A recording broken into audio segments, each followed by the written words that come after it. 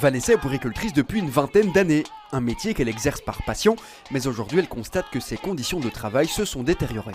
C'est plus possible de travailler dans des conditions comme ça, les années changent, on n'a pas du matériel adéquat, on n'a pas de matériel comme il faut, les jouets c'est à peine si on en reçoit, on doit récupérer les récup des autres crèches qui ferment, on a un bâtiment, c'est à peine si le plafond ne nous tombe pas sur la tête. Le secteur pointe principalement le manque d'effectifs, jusqu'à 7 enfants par encadrant ou encadrante, ce qui pousse tous et toutes à multiplier les casquettes. Ça fait 1 an, je travaille pour 2 personnes, mais je suis payée pour moi-même.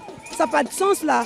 Il faut qu'il y ait beaucoup de personnel parce que là on en a marre. Comment quelqu'un peut faire tu fais le nettoyage, tu fais la cuisine, parfois tu vas aller à la sieste pour les enfants. Et aussi longtemps, moi je ne suis pas puéricultrice, moi je suis femme de service. C'est trop, on en a marre. Il faudrait donc engager davantage de personnel, mais le métier ne semble plus beaucoup plaire aujourd'hui. Le métier en secteur public n'attire plus parce qu'on se rend compte que les salaires ne sont plus aussi attractifs qu'avant.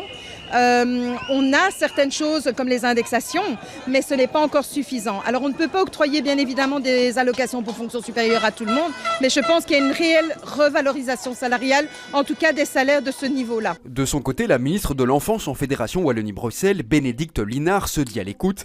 Des places sont en train d'être créées et plus encore. Il y a aussi aujourd'hui un soutien à amener aux professionnels qui sont en place.